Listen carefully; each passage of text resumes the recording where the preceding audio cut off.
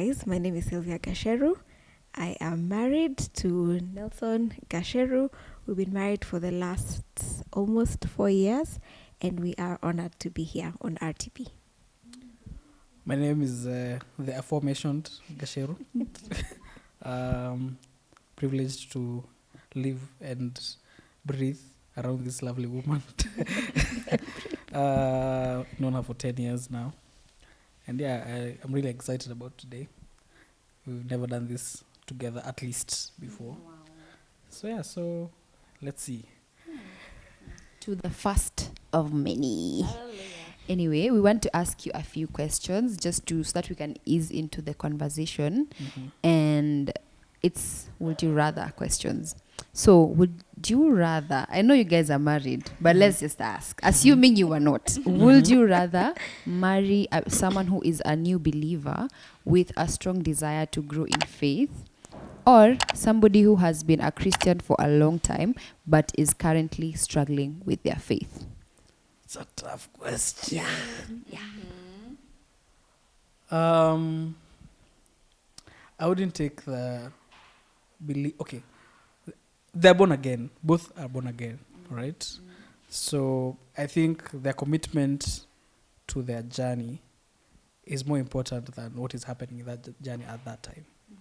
So what I would rather is to see this individual has a heart for God, irrespective of whether they're making mistakes or they're at the start. At least it's a decision that they're convicted about for at least for the long term. And I would rather, it's not, a salvation is not a work that I can make a demand on, because it's the Lord that's saving them anyway. So I can't make it I can't rush them to be saved enough for me, because I wasn't saved enough I wasn't good enough for God anyway. So I think that's how I'd look at it, just whether their decision is really, really solid. Yeah, I think me too. I'd rather someone who is already a believer and they're struggling in their faith, because, we all struggle. We have our fair share of struggles in their faith journey. And again, struggling is just seasonal, and they'll get back on their feet at some point. So I'd rather the latter. Yeah. I like that perspective. Okay. Would you rather date someone who is very involved in church activities but has little time for personal relationships, or someone kwani mna relate or someone who has a lot of time for personal relationships but is less involved in church? What? You want to go first on that? Yeah, okay, that's a hard choice. Being the girl in this case, I know I'm biased, but I know you already know what I'll say. Yeah. But I think I'd rather... that's a hard one, because someone who's involved a lot in church activities and has less time for personal relationship, no, that's a hard pass for me. So I'd rather the person who has more time for relationships and not less time, but you get less time for church activities, I would say. Well, time is a sensitive matter for me personally. Yeah. I'd not rather either, because it means both of them are living an unbalanced life. So I'd rather someone who knows how to manage their time and know there's a time for everything. I also wish kwa kanisa wengine wao they are trying to run away from something by overcompensating in church. And ours wenyewe hawaserve church at all. Pia they're not living a balanced life, because being involved in a church community is an important for your personal growth as a believer. So yeah, I'd pass on both. Now you make my answer look bad. You did that on your own. Sino majibu swali. Be single for a long time but marry the absolute right person, or get married early but have to work extra hard to make it work. Would you rather... I'm not even answering the question, but I want to hear. Okay, would you rather be single for a long time but marry the absolute right person? What? Okay. Or get married early but have to work extra hard to make it work? Ladies first. Umenirushia. Hiyo nimekurushia tu yenyewe roho safi.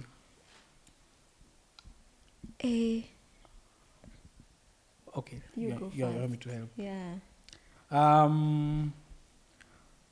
I would rather, at any point, at any time, if it takes 1 year or 10 years, time is not a factor. Marrying the right person is the absolute right thing to do. Imagine you're spending a lifetime with this individual and it's the wrong person. Whether you wait 10 years to marry the wrong person or 1 year to marry the wrong person, marrying the wrong person is a tall order. Yeah. Wrong in the sense, okay, what is wrong in this case? One, either they're abusive or you're at different levels of maturity.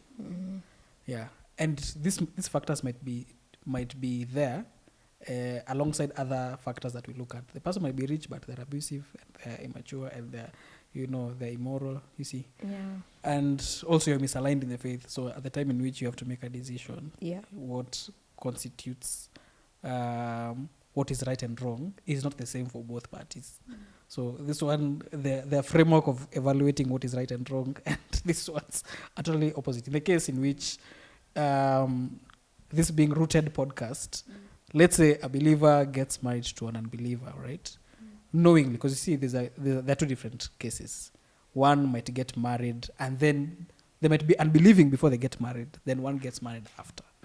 But in the case in which the believer makes a decision to marry an unbeliever knowingly, it's usually very difficult because I think it's in Corinthians that Paul says that the faith of the believing spouse will sanctify will help the journey of the other one, and through that maybe they may be saved. But ingine unaimagine mtu anaamini hakuna Mungu na wewe unaamini kuna Mungu. You see, you base your decisions, I do this because God says, and the other person has a framework of the earth, the skies, the birds. I mean, how do you raise your children? How do you make financial decisions? How do you everything else is pegged on what do we believe to be the anchoring truth for our relationship.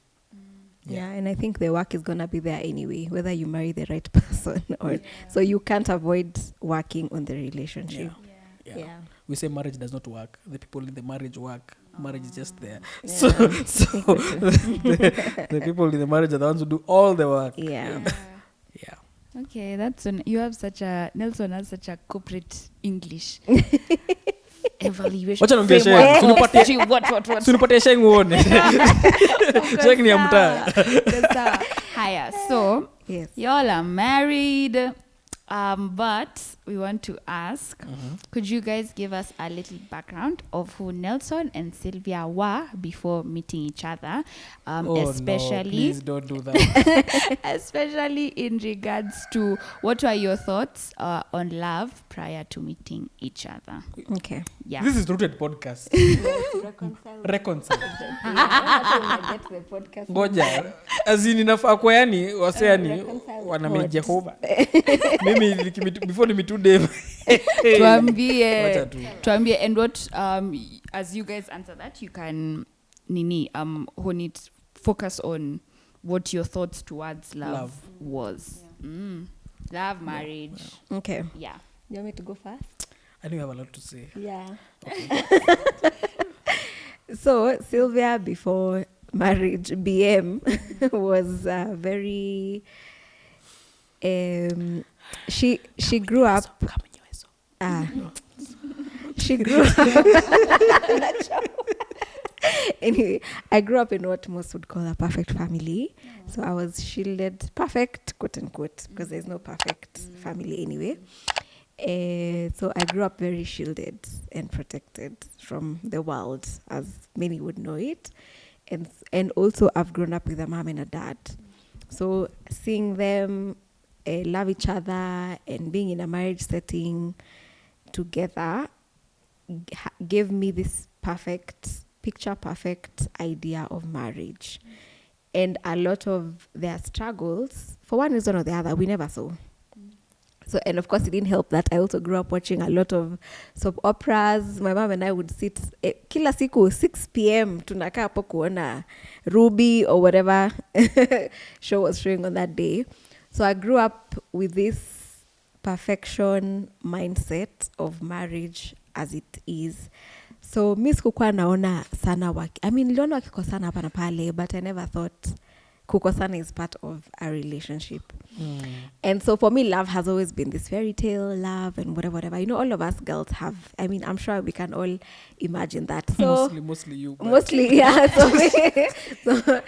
So then I come into marriage, and yeah, there's this guy who also is on his corner. No, it is before we met. Ngoja kwanza tujafika. Okay, tujafika hapo sawa. So that's my background of love. That's how. So for me, love is perfect love. No kukosana, no arguments, just loving each other and living in this pink bubble that's... Alafu hajasema kitu. Nini? This girl, I think ever since puberty, she has never been single. That's true. That's true. Well, so I had never been single before. Yeah. But that... You've never been single in your life. Okay, in my life. But that was... always been overlapping that relationships. Had nothing to do with... Tunafika kwako. Okay, so I've never been single before, but that is purely because you're very beautiful, I know. But yeah, I'm beautiful, of course, Nini. But okay, thank you.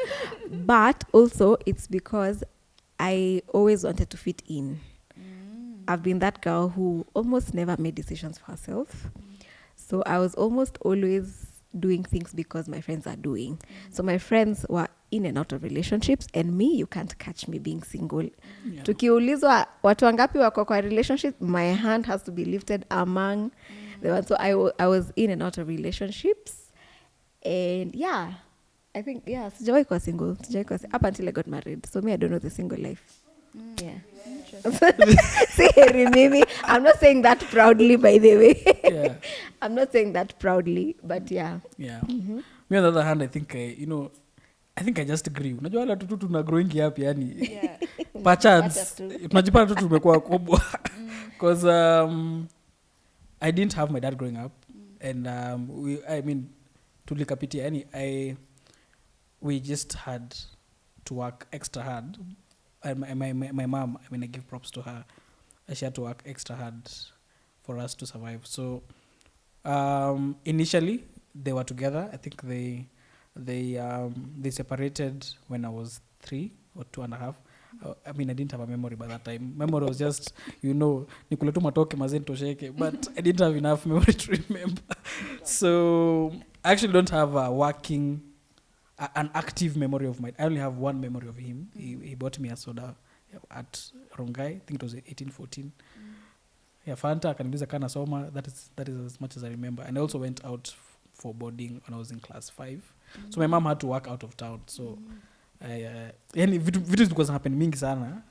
We just didn't have time to grow up. Yani tulikuwa tuna time ya ku meet the next meal, meet the next month, I think that's pretty much my life. So most of my life I was in boarding school from class 5 all the way to high school. So the world view towards love and women is informed by me kuka around boys. We una dem, we pia una dem. So time kukatana ilikuwa sport. So una bet. Yeah, una bet. In fact, we wacha. Nanianika. So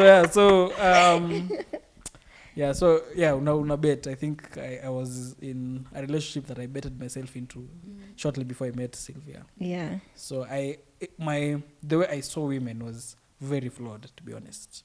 I just saw them as a token for my ego as a dude, So you go, unakatia msichana akikuwa excited, then you wonder what am I supposed to do with her, because it was not supposed to go this far. No, she wants to get married. She wants to do. I remember I couldn't understand what's the big deal. Like, see, nimekukatia umeingia box ni demu yangu. Hii mambo ya future tuachane nayo. Yani we just have fun, alafu story enebele. So when I met her, that is at that point Hey, mind space you're in. That's a mind space I was in. Yeah, because I even remember, now me, I've come from a family where When I had my multiple of those, because now Yeah. they're not serious. So I have academe here, academe there. So I was like in 5 different relationships at once. Yeah, so when I first told him about marriage, you know how you just hint, hey, this guy didn't want to get married. I'm like, so nani ni date. Yeah, I wasn't serious about Yeah, he wasn't Christ, serious and I wasn't serious about girls. Yeah. So, but with her, Yeah. with her, I was. Yeah. When I met her, I just knew. I was a joker. Nini. In fact, that night, I will get there. But, okay, we'll get there. Acha, tufike to a point fact. So tell us, how did you guys meet? Like, who noticed who first? You know Tell that there are different versions to this story. There are always but two what I can versions of a affirm story. Is that I'm the one with a photographic memory. My friend here has an emotional memory. So you can trust my version. No, there are always two versions of a story. But she can go ahead so that I can. I'll give details as we go. So now you're the detailed person, but let's get there. So you asked where we met, how and okay. So we were both in an ex-cams program in 2015. So we both finished high school in 2014, and we got into that program, and they had organized for a sleepover for 3 days for now all Nairobi people were in that program. Literally down the road. Yeah. So me, I was in the Hurlingham, whatever. Nelson was in the Imara part of that program. So of course wakiinvite watu wa Nairobi mnapata nyi wote. So we met in that sleepover, and the first night when we met, first of all, by her saying watu wa Nairobi, she should say where she's from. Come on. Useme watu wa Nairobi shwali. Nisema watu wa Nairobi. Umetoka wapi? Ndio useme watu wa Nairobi. 237 Theka is where I grew up. But so I remember at the point of meeting, both of us were in a relationship. So of course, but tumepatana, vibe imeshika. I think we spoke. Was it that day we spoke for hours and hours and hours? Was it that day one? 12 hours. Straight. Yeah, we spoke for like 12 hours straight. So the program is still running. They're running activities, but we made sure hata ukiband kwa games zenye tunachezeshwa, we always ensured we are there with each other. So then we spoke until 2 a.m. that night, and then he drops the question, uko na mtu? He asks, and of course I'm like, sasa wewe bama unaharibu vibe. Yeah, and then no, there's an I didn't error. respond. God forgive us for the errors of omission.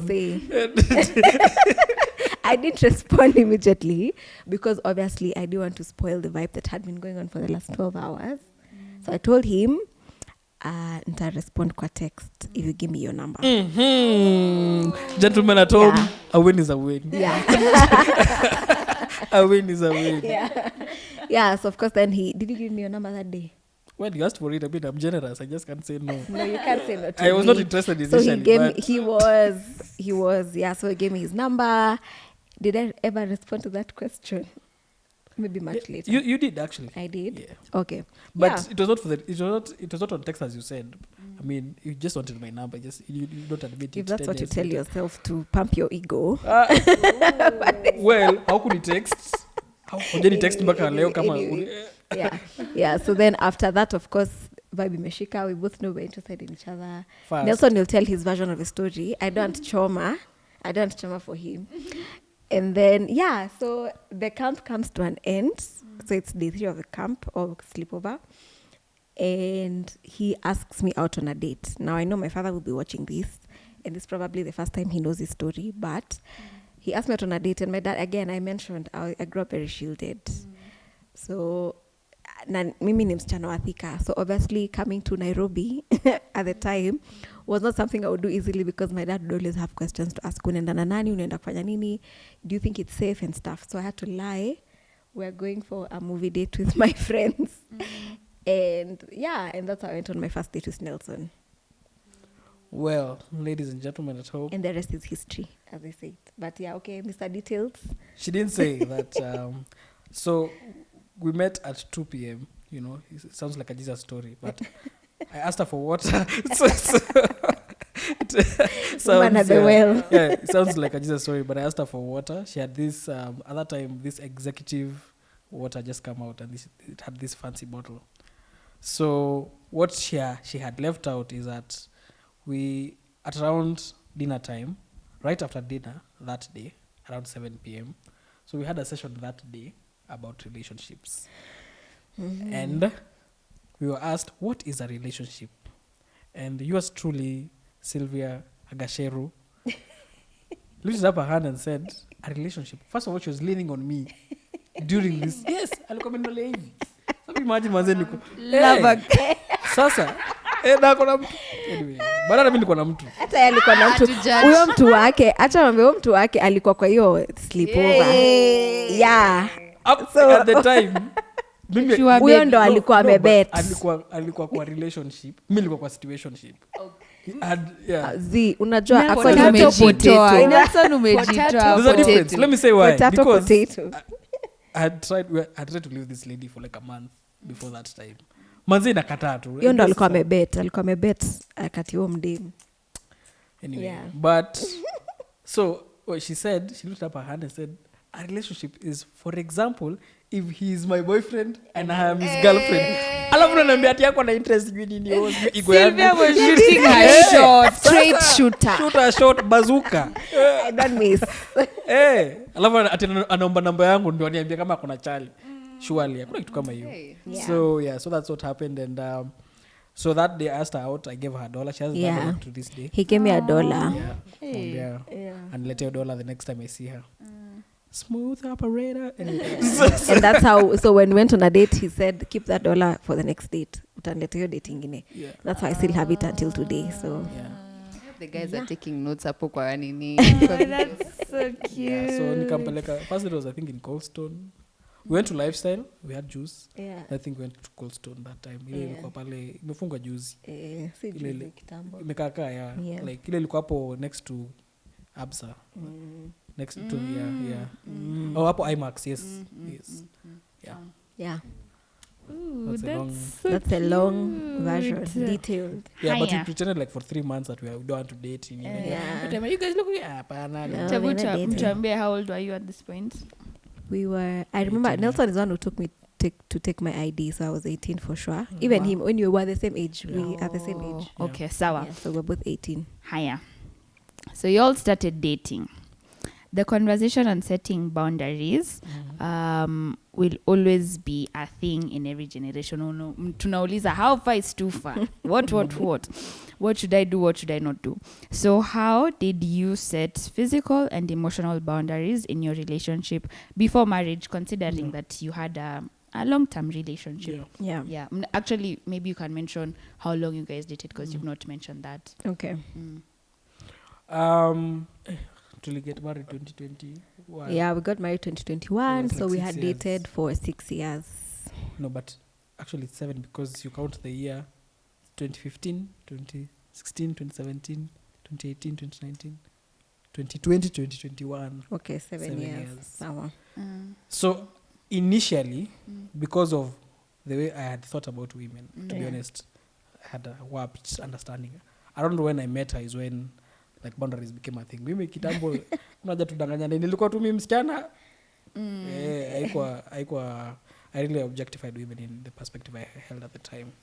But boundaries, I think, to think about a relationship, you're talking about a Christian relationship, right?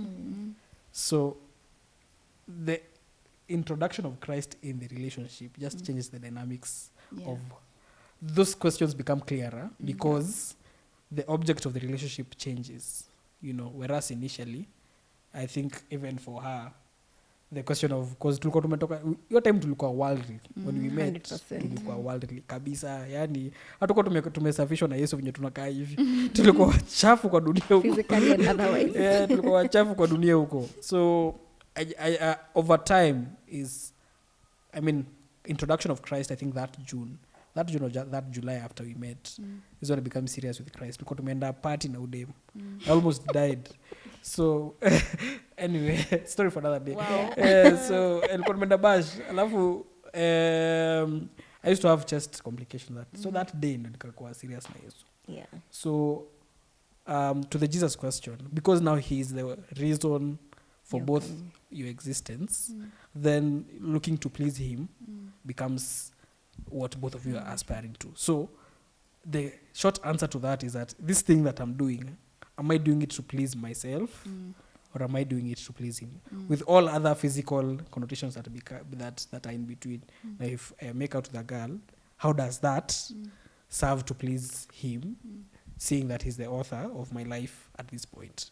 So I think that question is usually more of how much, I mean, it's a vertical question rather than a horizontal question. Because if you're looking at it horizontally, then she becomes the reason of my existence in the relationship. Then therefore, I turn her into my own idol, you see. And I start looking at her, what can I do to make her happy?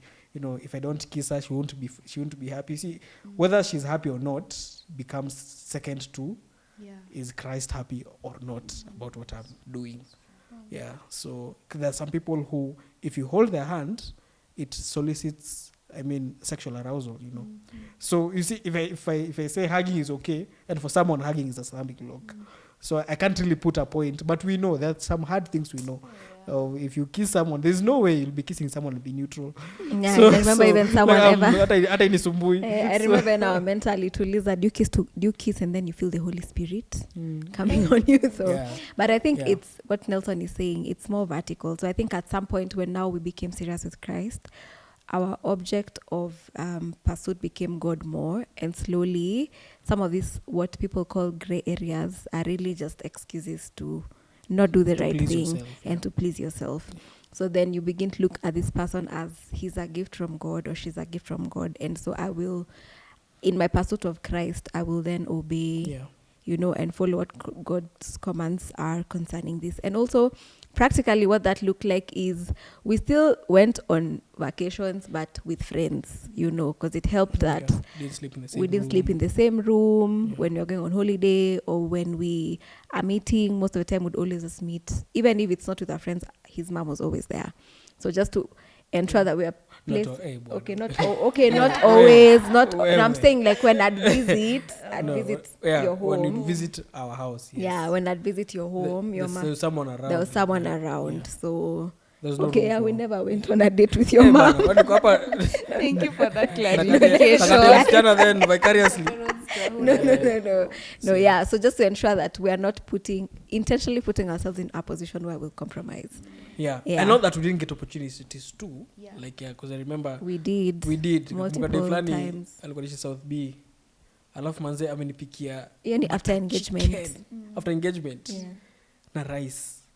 The way to a man's heart is through the stomach. Nilikuwa like, wow, what a wonderful girl. Yani, yote yenyewe nilishukua hizo stairs kutoka 9th floor mbio. Jokinge umana. Yeah, because like we would sit here and make it look like it was a very linear journey. It was. I mean, one time she'd look at me and I was like, yeah, he's about to go down. So it wasn't as linear as it seems in this story. Because it was like over 7 years. And I can't say it was something that, okay, there was an aspect I wanted to introduce. I can't say it was purely our strength that kept us. Most of the time, actually, Mungu tu alikuwa anatupenya tu kanjia kakutoroka. Otherwise, like by our own strength, hiyo tungekuwa third born sahi.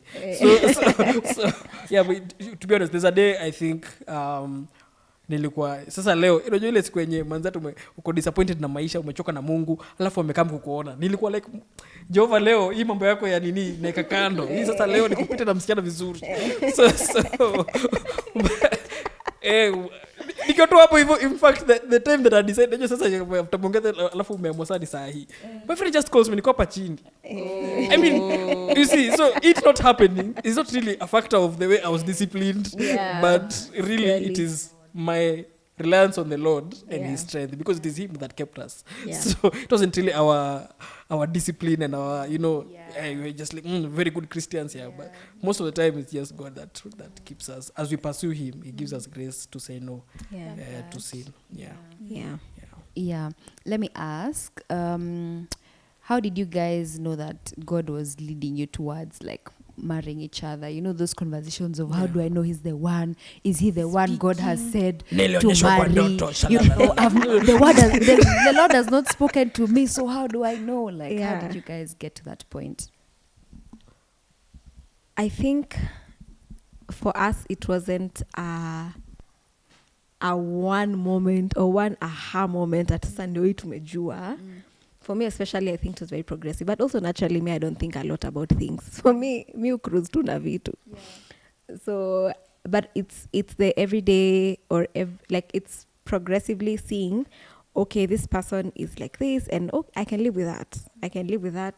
I can, I love how he does this. I love how he does this. I love how he does this. Even though I don't like this part of him, I can live with that. So for me, it was quite a progressive process. I didn't have one, but then at some point we actually had to sit and have a conversation about where is this really going? Because now we are dated for so long. And of course, sasa, people are observing, because our relationship was never, like our relationship was in the light. People knew we're dating. And that also helped with the accountability, what we're talking about earlier. And so because people have been around us a lot, they kept asking, hey, Masa, when are you dating? But I feel also like that burden to ask someone to marry them falls squarely on the guy. What do you think? Well, first of all, I think this because I didn't ask you to marry me. Yet here you are. Yet here you are. First, there's just a necessary pressure for people to find an answer to that question early. And I just think people also use spirituality as a cover for lack of accountability and process. Saying that because, I just met someone like last month.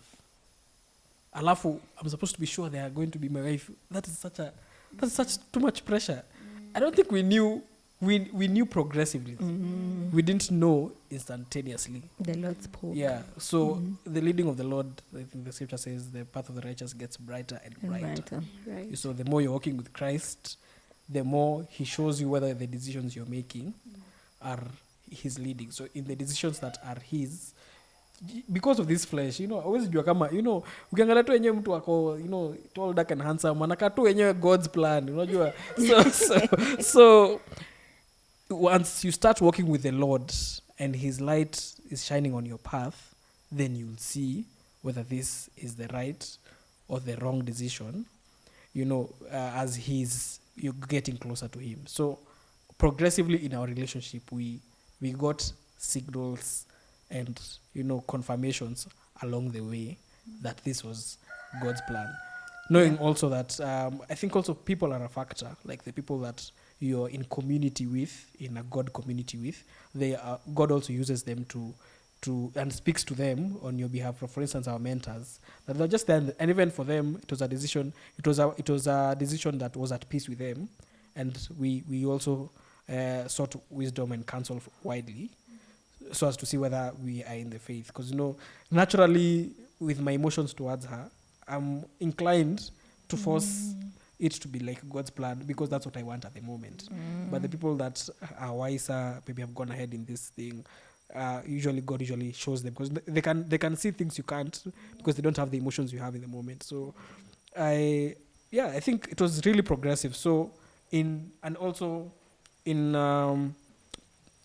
specific moments in our relationship, things happened that brought us further together.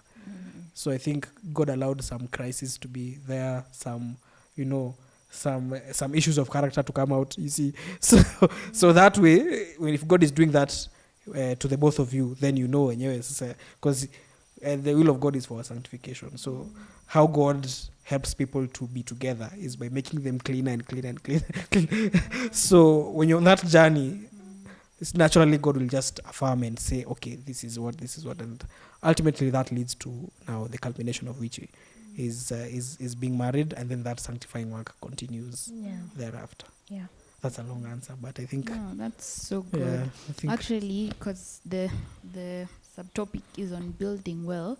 Could you please talk about the role of mentorship and having older people, Yeah. and how that helped you guys?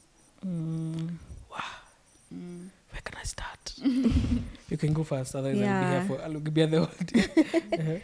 Yeah, I mean, I think it's really important. First, because older people or mentors, like Nelson mentioned earlier, they have a bird's eye view of what you guys are experiencing. They've gone ahead of you in age, in whatever. So they always have this perspective, and at least in our lives, we've been so privileged to have people who have given us very sound advice along the journey. And at different points of our relationship, God has always sent someone who will speak on an issue that we are going through. So for instance, let me use even that example of whether we should get married or not. We've had people who come and spoken to us, like what our wife should be, what a husband should be, what marriage looks like, what to expect on the other side of this, and they've helped us unpack our experience in at different points. So there are times when we'd be struggling to understand each other, for example. There are times that we'd be struggling to know, is this umse amefanya hivi? Is this, like, are they mad for doing what they're doing, And we've had people who've spoken to us and said, yon kawaida, una struggle na do, ama una struggle na, yon kawaida, unaona. So, yeah, I think it's really important to have people who speak into you and speak over you in a relationship setting. Yeah. Yeah. For first is to say no issue is unique. When you fall in love, you feel like you're the ones that are unique. You just chosen. Yani you are really you're just the best thing since sliced bread. And and I think that kind of mentality usually excludes wisdom. Because we know I know him, he knows me. Yeah, we don't need anyone to help us. So that kind of mentality is, I think, what has killed a lot of relationships preemptively. Because when you face an issue with someone, you feel like it's unique. But when you see to people like, you're kitu ndogo sana. And I can point out to 3 instances where that was really helpful. When I got married, before we got married, our pastor, Reverend Julius, I remember he sat us down and told us, let your conflicts be in public. And I think that thing was like, what were your shida zetu? Akasema, because if they're in public, you have higher chances of solving them. Yeah. And I think when we fight, there are people we know that we publicly say we fought concerning this issue. What do you think? So they give us this is how you are. Because the more you are in the light, as he's then the light, the blood of Jesus is cleansing you and bringing you together. But the more you are covering things up and things like that, inakuwa ni ngumu. Then the second time is that my best man, we had this argument, sidebar, Sylvia is a spendthrift. And the way she is. You're really whispering. Udem ni mrembo bana, kumaintain ni kazi. So bana metumia pesa huko jo nimewaka. So tumena na best couple. I mean they have been married for I think more than 10 years. 14 years. Yeah, 14. Yeah. At the time they were married for I think 10 years and this was I think our first year marriage, and I was like, we can't, najua mimi ni economist, the thing that we you can't live in debt. Like sasa, it was not like debt like that, but nilikuwa namuona ni kama she's a high expense that my life cannot accommodate because it just come in the house achukua doors. So when I sat with him, kaniambia unajua wanawake wanataka tu do. So hii story yako ni rahisi. Wewe fanya tu kazi. They just work hard. Kwani iko nini? So ndio nilimwambia utamua wewe just work hard. Hii mambo mengine itajipanga. So and I think I'll tie that to what scripture says that older men teach younger men to be temperate. Because I think the most annoying thing to a man is any ladies just make decisions. I don't know how. Wanamkanga tu wanafanya tu vitu unachatuka 10k kwa nyumba hivi unapata kako na menena tu vitu tutatu hivi unajiuliza so ladies can really irritate dudes and it tells women to teach younger women to love their husbands. Sisi wao wanakuwa na shida mapenzi jo kama kuna watu wanajipenda hii dunia ni wasichana. And I think older ladies usually teach younger ladies, okay, this is how you not to be selfish. Oh yeah, for sure. Tunafunzwa this is how not to get angry at everything. Unajua tu tunazushanga tu wenyewe. Unajua sasa hizo at that time she spent that money. I've not bought a shoe that whole year because niko hapa keeping up with the Kardashians. Lakini sasa mrembo na metameta mimi na parara najiambia hapana haiwezi naleta shida. So I think that's in that sense those guys would see our problem and then would have the wisdom to reduce the problem into context, because at the time we think it's such a huge issue, but for them, because of many things they have been through, they reduce it to this is the problem. The person is not the problem and that has made us survive. To be honest, without those structures, I don't think we'd be here today. Wow. In your marriage, what does like daily sacrificial love look like? Wow. It looks like picking someone's socks. Wacha bwana, socks tu peke yake. Umefanya ule kuja kwa TV. Uongelea juu ya socks. Oh wow, but I think it looks like, to be honest, it looks like not thinking about yourself, especially, or let me put it this way, or it looks like thinking about or putting into consideration what the other person would think or feel when you're doing something or making decisions. So, and it could be in the simplest of things. It could be maybe you had your partner had a bad day, but you also had a bad day, but your bad day is not as bad as their bad day. So it looks like thinking, wacha tu nieke yangu kando nimsikize, and then maybe yeye akimaliza kuventi yake, mimi nitaventi yangu. You get? Yeah, I think that's what every day. And also just thinking, like for example, like for him now, he could see, like the times when I come home sisikii kupika, and he decides we're gonna take ngoja si ati hasikii tu kupika, ile siku hasikii kupika ndio niko na njaa. So anasema yenyewe niko na njaa, bacha niamke nipike ama ni order take out. Kama tuna pesa atapika hata kama ni mayai. You get? So it really is putting the other person, and it's not the easiest of things. It's actually one of the hardest things to do, to put your person first, and especially as a girl, because like Nelson said, to be honest, it's true, women, we are selfish. You just want to think about yourself always, and it's easier to think about and put yourself first than it is think about the other person. So yeah, I think that's what daily sacrifice looks like. On one. On other hand, it's just bottomless forgiveness. Yani, you decide you'll forgive this person, like every time, because you can't survive if you don't. You literally cannot. If you have, if you think they're annoying today, they'll be even more annoying tomorrow. They'll do something else the next day. Both ways, I think if my wife hadn't forgiven me, because the biggest issue in our marriage is our sin. I'm sinful and I am selfish. She's also sinful and selfish. And we are both, attempting to love each other in that state. So if you can't have made a decision to forgive that person preemptively, then I don't think any marriage survives without that. Secondly, is for me, and now on a personal level, knowing that ladies, it's scripture said, we have to look at them as the weaker vessel. You went there. I went there. But now seeing them, and also at that same time telling us to esteem the other person better. Like to look at that lady or that gentleman in an area that you're strong at and they're weak at concurrently, and see them better than you, and appreciating the gift that God has given you to be able to live with one of his children.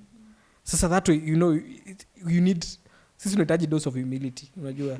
So hiyo tu kunyenyekea tu, you are the one who's in charge, but that authority is for the sake of the other person. It's not for the sake of you being, overbearing, but you serving them and seeing them first and putting their needs first. At a point, to be honest, I think when you're almost clocking, was it 2 years? No, 2.5 hapo. Nakumbuka, ni unashanga, umebadilika mpaka unajiuliza wewe ni nani? Yaani mtu anataka nini nyingine? Sasa basi it's intrusive. Like for instance, I talk in capital letters. She talks in small. She talks in italics. so anambia wacha nikwambia si shout. wacha kushout. Na sisi hata sijakasirika, tumefurahi tu hivi. So I have to be softer, I have to be, and it got to a point where I felt, hey, this person wants to change me to be someone else. Yeah. But if I don't do this thing that is a sanctifying work, I need to be better in this area, it makes her uncomfortable to be with me. But it's against my egoistic intent to change. Because if I change, I affirm that she's right. So it's then I was like, to a point I was like, I've changed too much. Why pia jipange? Ala, sasa ni kwani nitakufa hapa kwa nini? So we got to that, and she was also like, I've been hard enough. Me, I'm a soft person. Nimekauka sana hadi karibu banze hadi nikwe mwanaume. Nianze kumea ndevu. But then niambia hivyo. Nimekauka mpaka karibu hata nianze kumea ndevu. Naona ndevu kwa kio. So like, mimi pia nimekuwa soft karibu nikwe ndevu. So it was a huge argument on none of us is willing to change further. Yeah. And at that point, now you start resenting the other person. So if I stop committing to the process of growth, personally, I give her room to be resentful towards me, and vice versa. So for that to survive, sisi wote lazima tuamue the other person is better, and I'll constantly be growing and working on myself to help them survive living with me. Yeah. Yo, marriage ni sanctifying work. What are some common misconceptions about marriage? Actually, that's a question. What are some common misconceptions about marriage, and how would you address them? Yeah, I think first month kwanza. First of all, the first misconception is that the person you're getting married. Yeah. Truth is you don't. You actually don't, and I don't think you'll ever know that person until you get married to them. Yeah. Yeah, so of course the first misconception that marriage is easy. I mean, it is. Hiyo month ya kwanza tu inakuanga tu sijuaje. No, mwaka ya kwanza hata sijui tuko nafanya nini. Is that it's you assume, you see the way people put it at the honeymoon stage. In your mind it looks like it's this illusion of love, and you'll be loving each other every day, and that sounds very cliche because everyone who's about to get married is told honeymoon is not honeymooning. But for sure, because it's a first year you're getting to know this person vizuri, it won't be rosy, because you realize your ways of thinking are very different, your ways of seeing things are very different, your ways of doing things are very different. And if of course you're a Christian, this is the first time you're also living together, so he's in your space. Me, I lived by myself for a very long time, and I'm like, this guy's in my space, and then he's also telling me what to do. And then also he's like, would never come in my space, and she's also telling me what to do. So the first misconception is that the first year is easy. And I think also what I'd like to add is that the other misconception is that you can do this thing on your own.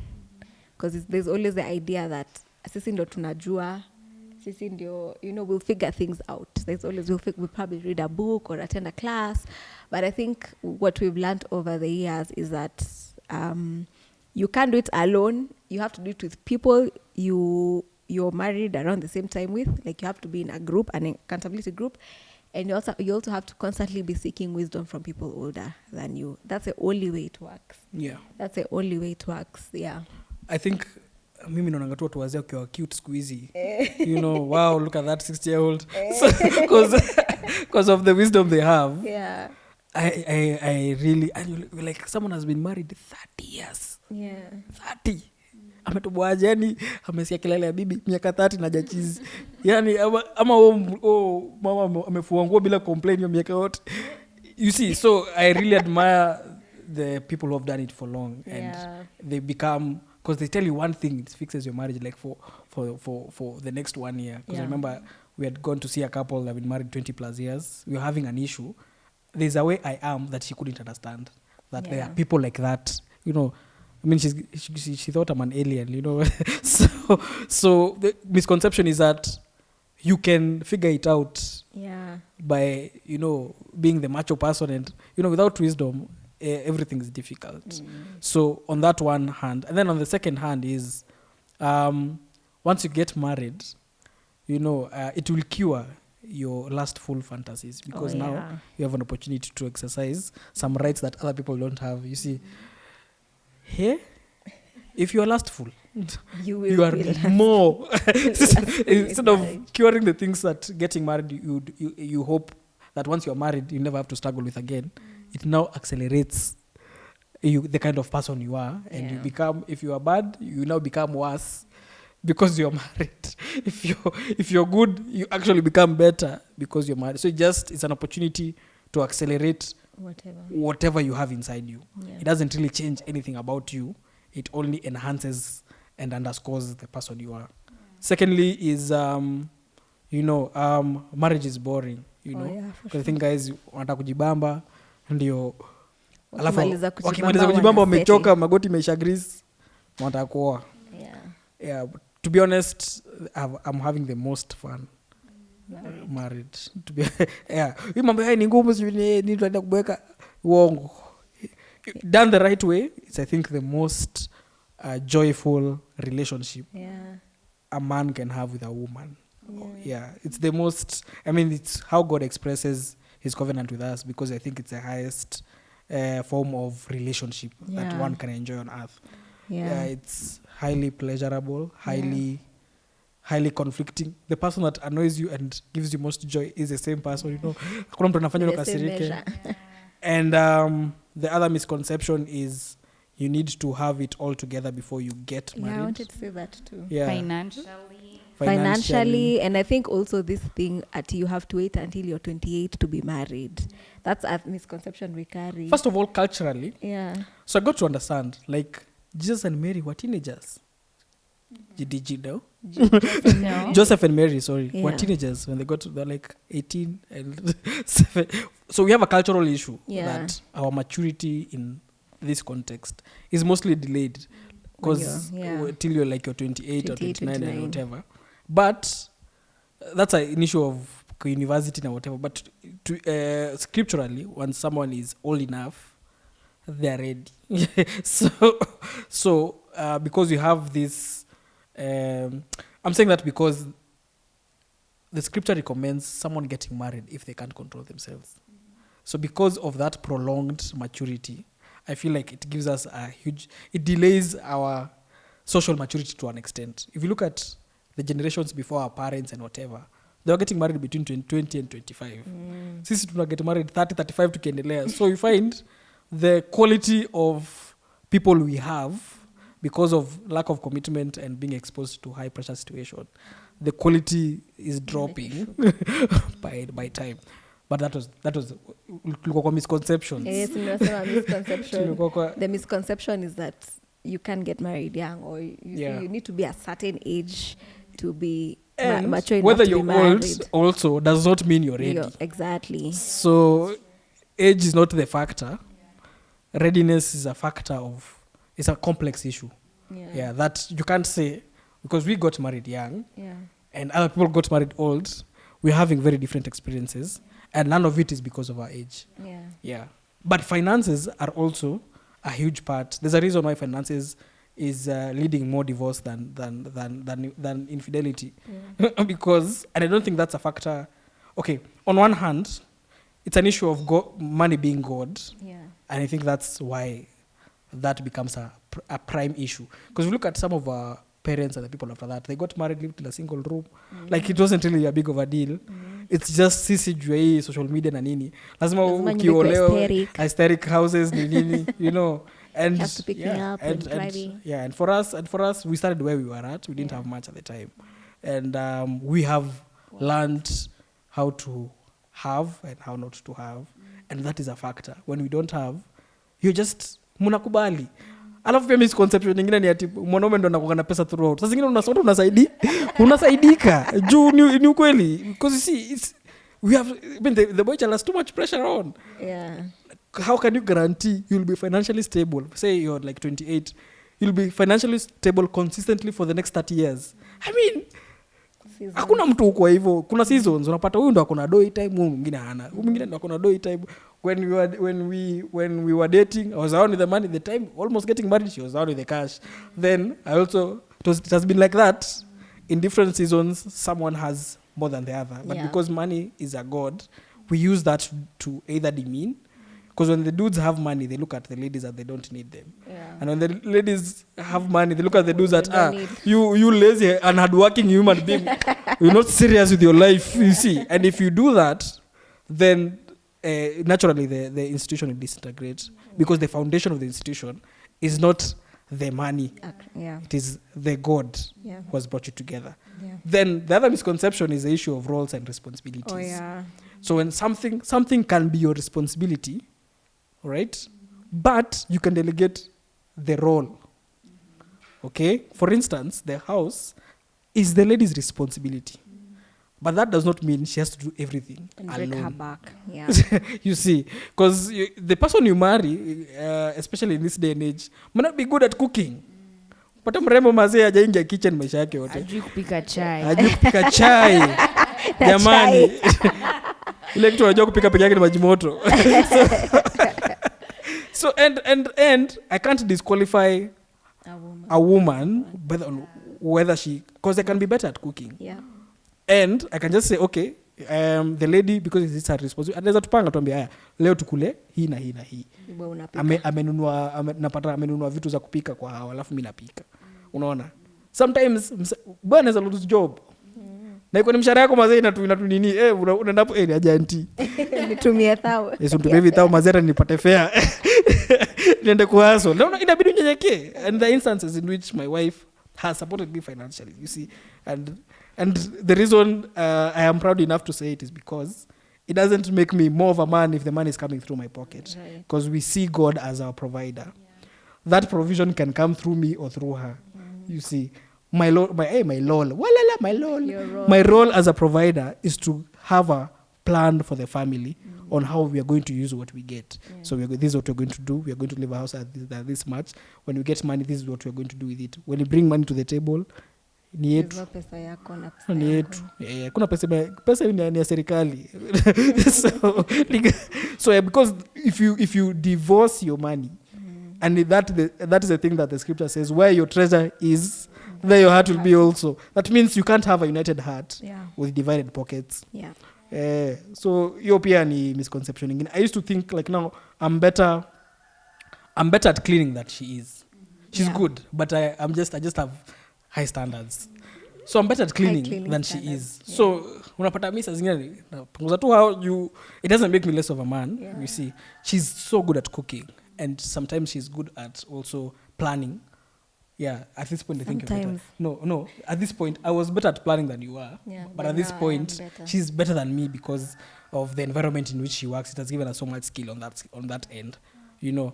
So she's better at planning. I used to be better at financial accounting. Nilikuwa nasoma naye na hiyo story, but sasa nimemtrain. She's actually karibu unaona mtu anakuwa mkali unajiuliza.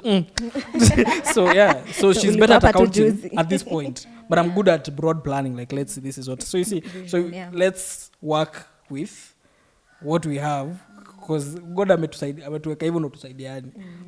Isikuwe ni ati ni kama ni shule. Kwani hakuna chakula kwa hii nyumba. so traditional man. Your traditional mindset iliisha. Sahi in 2025. Wow, you guys have so much wisdom.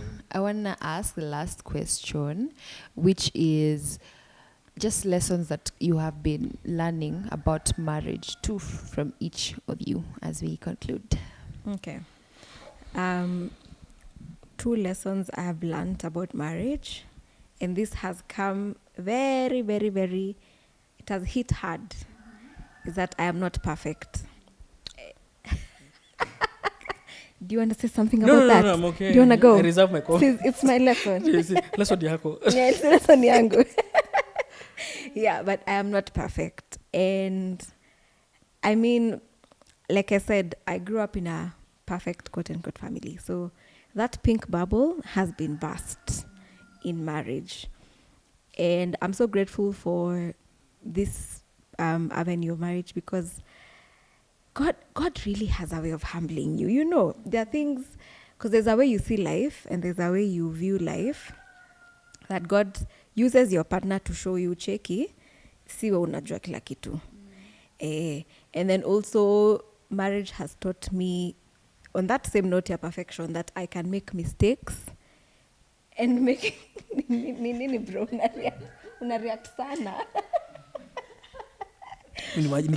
I can make mistakes, and it's okay to make mistakes, because then there's this nini that I've grown up in, that I'm not supposed to make mistakes. You'll never catch me making mistakes, and when I do, I blame it on someone else, that it was their fault. Whatever they did is what made me make that mistake. So that someone else being, in this case, you. So I have learned how to take responsibility, and just understood that, by the way, maisha kukua vile na pia maisha kwa vile maisha ukambili na come, and it's okay. For example, again, speaking on perfection, that I'm not perfect, and neither is marriage. So speaking on perfection, because again, I keep going back to how I grew up, because my parents were little shield. So even things like being broke, I never did. I think even up to today, my dad keeps saying, msichana anaonekana kama niko na pesa kila wakati. So when Nelson told me, Salale, when we first got married, I'm really holding out. And then breathe in, breathe out. Yeah. When Nelson told me, so it's our first month of being married, and my skincare has ended.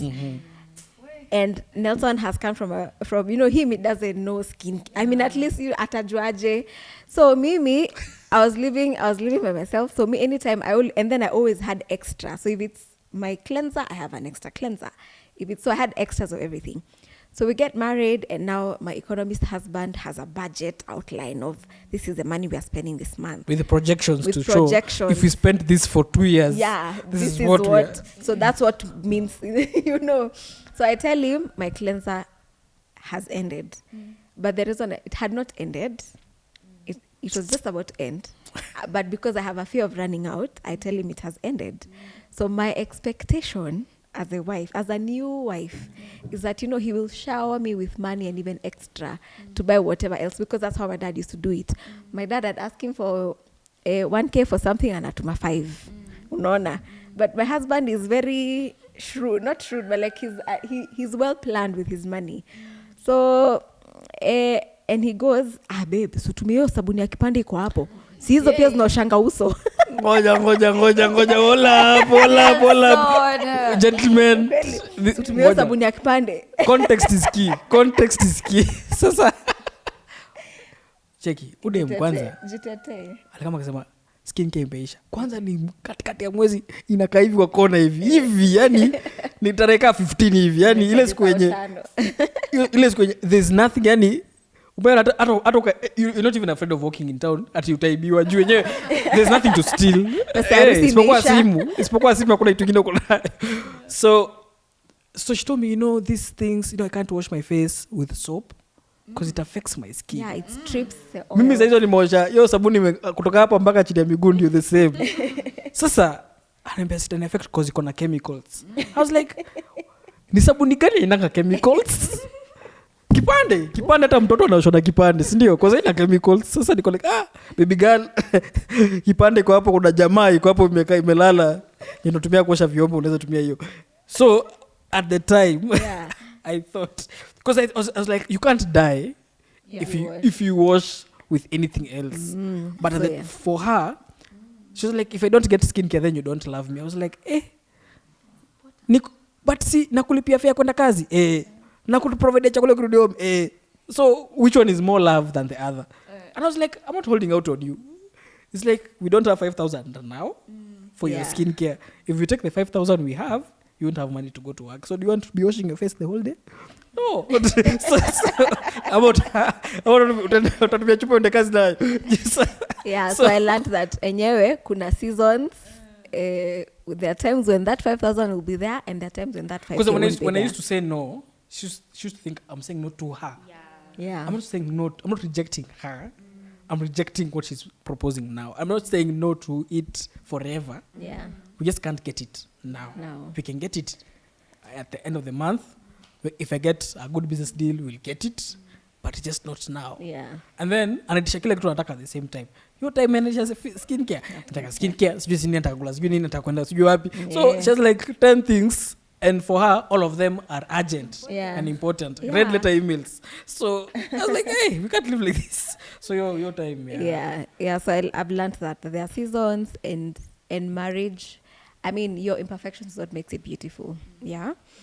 You wanna share your first lesson? And then Yeah, I know you've given me a cue on imperfection. So I, on the other hand, I've grown up with this high standard throughout. Because one, I'm the only child of a single mom. So bet yake yote ni multi-bet juu yangu. Yani, her whole life is pegged on my success or lack thereof in terms of parenting. She's like, this guy now has to turn out the best. Because now, ujamaa sasa nakufa na yeye. So I used to get 96% when I was in primo. Nachapa juu ya the 4%. So, as in, I grew up with so much pressure and I had no room for imperfection in me or in other people. Because I was so harsh on myself because of the things I'm not good at. Because that is how it was trained from an early age, given that I was also in boarding class 5. So you can imagine the culture of boarding school for such a young age was not really friendly. So that created a performance mindset.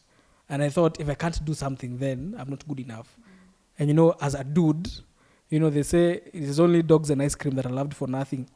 But men, for as a dude, you have to be loved for something. So coming in with that pressure, because I don't think any guy can sustain performance for consistently. You can imagine 365 days in a year. When your wife asks you, what are we going to do? You have the right answer. You have money for what she needs. I think that is the image that is being painted by, the social media gurus when you wanapanga men advice. But it is an unrealistic starting point. And there's a reason the only people that peddle that narrative are already successful. And they look at us like, what are you doing with your lives?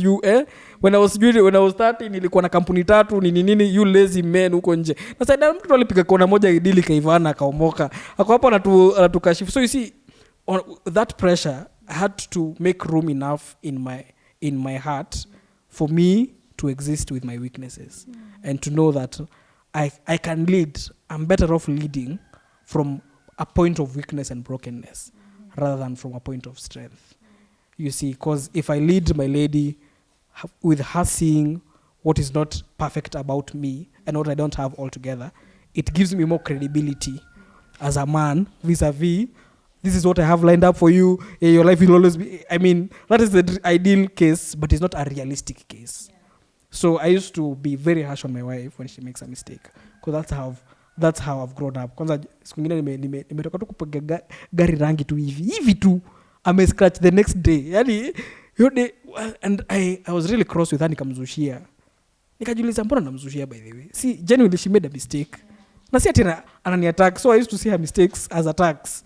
Hata meka chini tu hivi amejiuliza jamaa anaweza mstress aje. Acha nigware gari ndio. You see, like she can be loving and be imperfect at the same time. Because most of the times we grow up with one or the other. If your guy does not come home on time, he doesn't love his probably outside, with another lady. Na maybe tu jamaa mchelo tu kwa jam, but you impute improper motive on something that is a genuine mistake. So I really put pressure on myself and on my wife unnecessarily because of things she was not good at and it wasn't her fault. So now akifanya tu kitu namwangalia tu nasema sawa.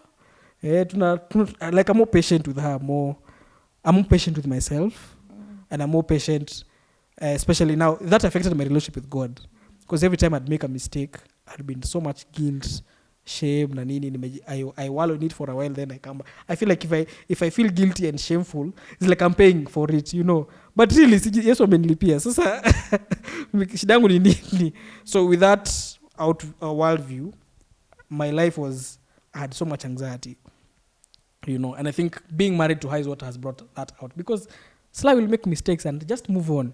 One time apia sijui nini mehang ikamwida sijui pesa ngapi. Akoleka sini sawa tu nitaendelea, it was a genuine mistake. Mimi sasa nimeka hapo wallowing in that mistake for like a month or two. So I'm at ease with myself, and I know that I'm not good enough. Lastly, one, marriage has taught me to be loved. I say this because you know Sylvia used to tell me, but then najua nakupenda na mwangalia tu. Najuliza unanipenda kwa nini? Because if I can't see what she's loving me for with my performance mindset, I can't relate. I don't see her comments as genuine. Then I also didn't know how to appreciate myself when I do good things. Juzi nilikuwa nimerudi shule. Then I was in the same, so I failed 0.4% of the course. So I had 99.6. And I was so worried about the 0.4. I was like, why did I get 100? I'm like, she was like, but you got 99. So she's moved my perspective from what I always look at, what I don't have. You see, because I think my job is to improve what I don't have and get what I don't have. But I don't think that's a healthy way to live. I should look at what I have and what God has blessed me with and be content and grateful with that as I wait to have what I don't have. You see, because that places the trust and the burden on the Lord rather than me trying to figure it out. And one more thing. Nilikuwa na shida ya as a dude, nilikuwa na shida ya control. Not of her as an individual, but of the variables of our lives. When you're a guy, you want to be in control of, how much money you'll have by the time you get kids. Like you want everything to fall into place at a certain time, so that certain things can happen. Now, she's just a free bird. She'll wake up and she'll just say, today I want to start a business, and she'll start it by the jioni, naanze kuuza, alafu feel mabweka shika kitu kingine, and she's so free and things work out for her more in that mindset. So I've learned that from her, that I don't have to have everything figured out. For me, before I start a business, I go through all the plans, all the market analysis, all the loopholes. So I think through it, and then now I start. It helps sometimes because you sasa na details, sasa unajua ina complicate. Just sasa tafika katikati ya julize bado nilikuwa nifanye nini nikifika hapa. So it's after I swim. But I think it's a more durable way to live, because I can't control anything. Yeah. Wacha hata kidogo, like God is in charge, and there is nothing that a man can do to change anything. The far you can do is just to work on yourself and to be faithful with what you have. What happens in the future, you can't do anything about it. Because I can work out to get a deal. I'm not in control of whether I'll be healthy. I'm not in control of whether I'll have another deal the next time. I'm not, like, the variables that are out of my control are scary. And every time I look at them, I sink deeper into anxiety and conflict. And I think that's why I think dudes fear commitment. Because the pressure that is put on a dude ati akaya juu venye msichana atakula atavaa nini, unaona tu wenye msichana tayari anavaa vizuri hata akiwa peke yake atakushinda. Alafu wewe utapanga venye maisha yake tena. Ni pressure. Ni pressure, and then utaki pia umuoe alafu aanze kuparana na semekana ni juu yako. Najua alikuwa mzuri kama hakuwa na mtu. Squeezy. Wanasema squeezy. So that, and for me that was a real issue, because I didn't grow up with a model. I didn't see a man that was weak. Every man I saw was in their good well-being. I had it figured out. So I had an opportunity to examine a man and see their weakness and see them getting through it. So that was a real challenge for me. Yeah, I think second lesson would be that your marriage is your marriage, your relationship is your relationship. It doesn't have to look like anyone else's, and it's okay to start where you're starting. Because I remember when we were getting married, there was a pressure to move into a 3-bedroom that's 70K or 40K, and your net income is 15,000, both of you. And at some point, whether it figures, it's like when you figure 3 years of marriage, now people are buying land and moving even into their own homes and getting children. Ama unaambiwa kuna shamba ingine tunaweza shikana kila mtu atoe 200K. Wewe hata una. No, na wenye wanashikana wako nayo. Seti. So unasikia najua kuna watu tunanunua shamba pale. Kila mtu anakuja na milioni 2. Alafu wewe mazeni. Yeah. And even the issue of children and stuff. So I think it's because we don't have children yet. Yeah. And it was our plan that way. Yeah. But once we got to 3 years, people are getting kids. Unaanza kuulizwa kuna shida. Unajua sasa ukiulizwa kuna shida when you're starting out in marriage, usually it's related to finances because they know you're broke. Yeah. So but when 3 years, you know, because you've lived together, you've sorted your bills nini. Yeah. So 3 years kwani Unauliza, kuna kuna shida? shida? Kwani shida iko Kila wapi? kitu iko Kila sawa. kitu iko sawa. Na umeacha yeah. Yeah, So your marriage is your marriage, your relationship is your relationship. God has a specific plan for both of you together like that, and it does not involve anyone else outside of that plan. So yeah, so I guess comparison is the biggest killer of joy. Yeah, because in there's watu wanaanza kununua magari and then you still have maybe your old car, you don't have a car at all, unaona. And it becomes, you can almost feel the pressure, but slowly it makes sense why you're starting where you're starting. It's okay if you're starting in a 5-bedroom maisonette somewhere in Tengela or in Runda. It's fine, good for you. But for the rest of us, commoners, we when you took take a 1 bedroom, we did start there, and it's okay. And at different points, God will bring different things in your life, and it's okay for different reasons. Like he'll ensure you're learning different things at different points, and he'll put in certain circumstances for certain lessons and certain reasons, and it's okay. Yeah, don't get into debt for things you don't need. Yeah. Because you know, I don't know, like the most, okay, I don't think, okay, when you're getting married, mostly, and you're getting married like at maze tuko hapa tuko vijana tuko, you know, like you're both starting, or you're both, most of the times your costs would go down, because if you're living in 2 houses, see the rent sasa imekuwa moja. So naturally, your cost will do, there's a room for costs to go down. I know my economist mind is ticking, but usually because of trying to prove a point, people get into unnecessary commitments that they can't sustain early.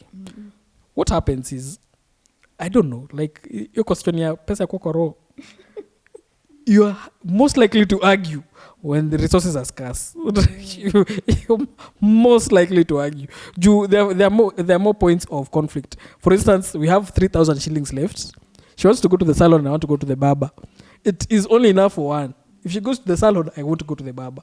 You see, and that can be solved in many ways. But usually, I just think living out a simple life gives you room for unnecessary conflicts. True. Yeah, so hiyo tu kutosheka na kuishi maisha yenye huko. Because I see a lot of couples that have joy in marriage usually are at a space where they're not trying to prove, they're just content with what they have. So comparison. Juu manzo unaingia hapo unasikia maze Natalie, maybe in this case she's married. Natalie kwanza wa mama. Jehova, gai. Mama mnakuga kwenye tu. Umeona venye kina Natalie wamenunua TV mpya.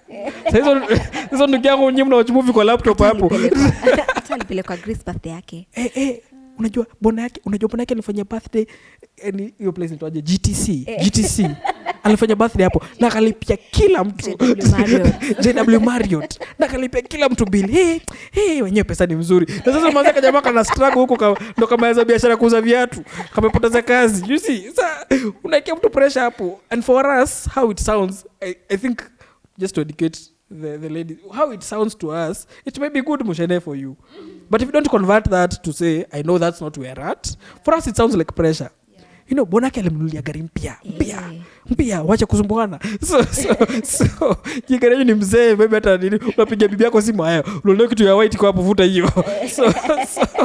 So because we in that situation at some point.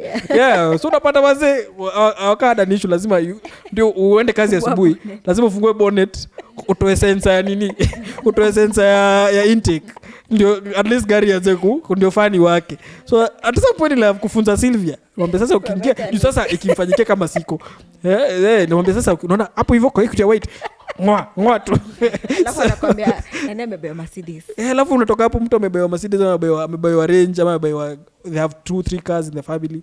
But these days we laugh about it and we just move on, like alibaiwa ingia kwa kadudu kako, acha mambo mingi. So I just think generally don't you complicate the story. Kama kuna 50k na hiyo ndio, ama kujua sasa pia weddings are now becoming a thing. Mbona mara show wewe shows zinaka ati watu na London na machopa nini. Thank God we got at the time we knew you got more things. It was not that bad, but now it's so much pressure for the show has to look a certain way. Even you have to do all the 5 Kikuyu celebrations like a certain way. hiyo zi vitu tuache. I mean, tukubali tu majority of the people are not in the state in which, in that ideal state. yeah. 90% of the couples are not there. Yeah.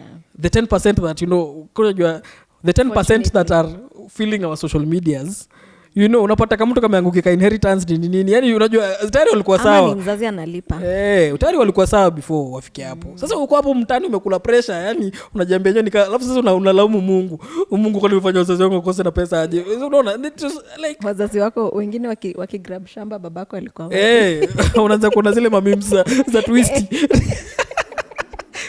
So and you'd be surprised because you use that as a pedestal for your marriage, which is but marriage is about quality life mainly than quantity, and most of the times the quantity follows later, most of the times.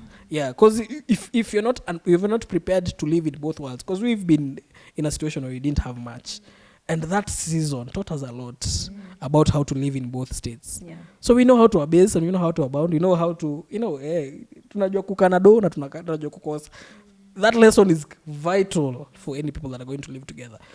Because if we don't adjust, and especially the ladies, because the ladies ndio nyinyi umeumbwa mkuwe na maisha mzuri. Sisi mlitupata tukiwa kazi. You guys are the crown of creation. Nyinyi mlitupata kwa shamba huko tusha sweat. So it's like that. So if the lady agrees to help the dude, I don't know, the guys have disappointed the ladies because unapata demo amekuwa na mtu huko alikuwa hako na kitu kama venyewe amekuwa na mimi, alafu nikiomoka hivi jioni namwambia sichiki simu yake. So unaona, so I know we contribute to fueling that narrative that now ladies want a perfect person, but most of the times by the time I am like this, niyo amenisaidia sasa. So the only reason I'm okay now, I attribute it to my partnership with her. Because for instance, I hate doing house chores. The fact that she does house chores has helped me focus on the business.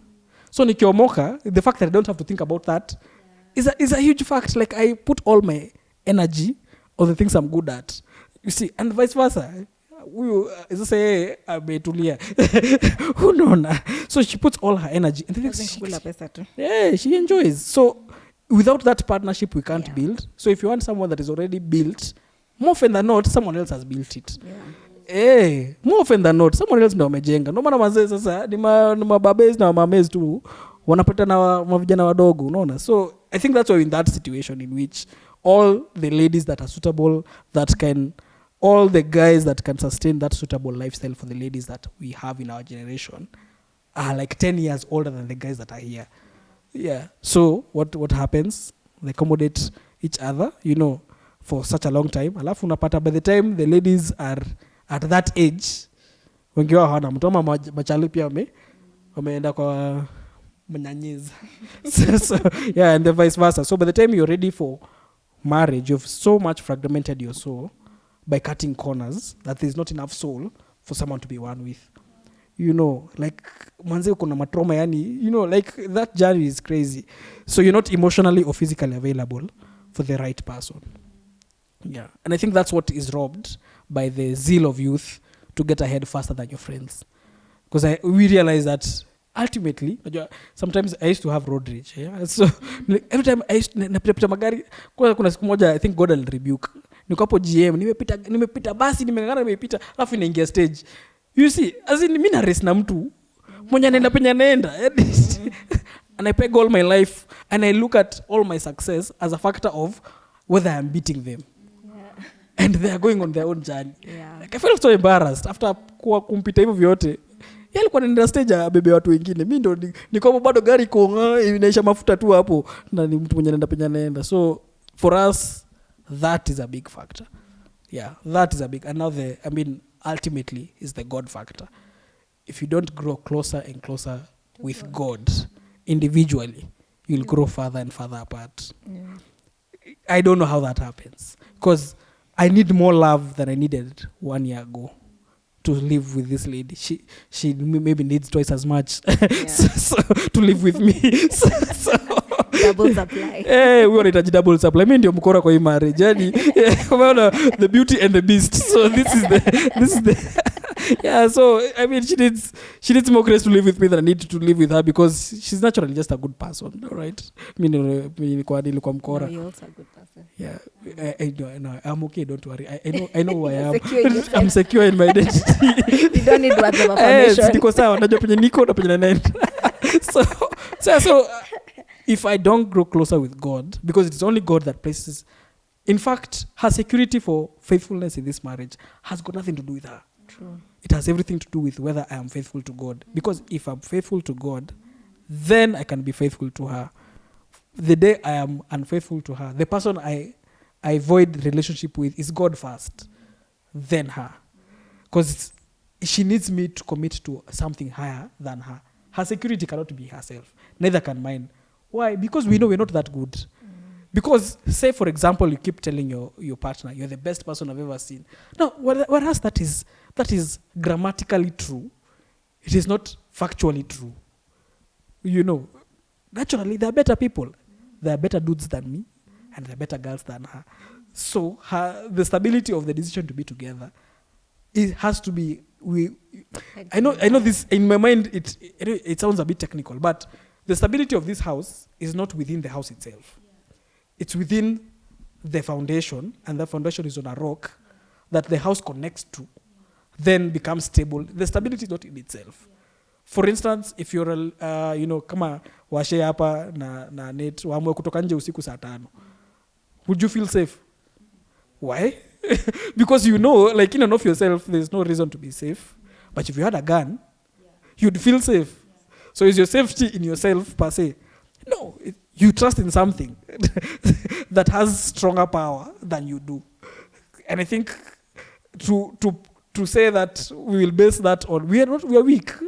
We can't even, sometimes even wake up on time. Yani, you can imagine placing your life in someone's hands who's ana snooze alarm kila wakati. Yani, even you know that is not a safe bet. Yeah. You can only trust in the Lord, who's stronger, perfect, more loving than both of you, to hold you together, and the humility to accept that fact is I think a critical factor in loving the other person. Yeah.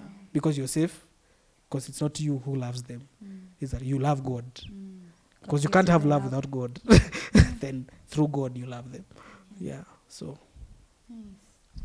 Nelson, earlier before we had started filming, sasa na get mona unasema God is calling you even into the digital space, because you have so much wisdom. You really have so much wisdom. Anyway, we've come to the end of that. And we've come to the end, you guys. It's been so much fun having you. Honestly, we've learned so much. Jeff has learned 20 times. He needed it. Yeah. So thank you guys for coming over. Thank you for giving us your time. I hope that you guys, may God lead you to spaces that where you get to share all that he's teaching with other people, Jew, for real. Me nimelan a lot, tu melan a lot. And it's really nice, even just hearing it from a guy. Unajua sisi wanawake tunakuanga na a lot to I think say. we talk amongst each other. Yes. So, but hearing it from a man is just different. It's just different. Yeah, so you guys can end with a word of prayer. And we're so grateful. Thank you. Okay. Father, in the name of Christ Jesus, whom we trust and whom we follow, I pray for the viewers online, many of them having questions of love, that they may know that you love them, and first and foremost, that is the most important kind of love that will enable them to love each other. That, Lord, you may use this channel and our stories to further demystify the complex love web, because love is a person, and you embody love in its fullest. And you want us to love you, and you want us to love each other, oh God. And through that, you may be more glorified, oh Father. I pray for them that have broken hearts, oh God, because of our selfish relationships with each other, both the men and the women.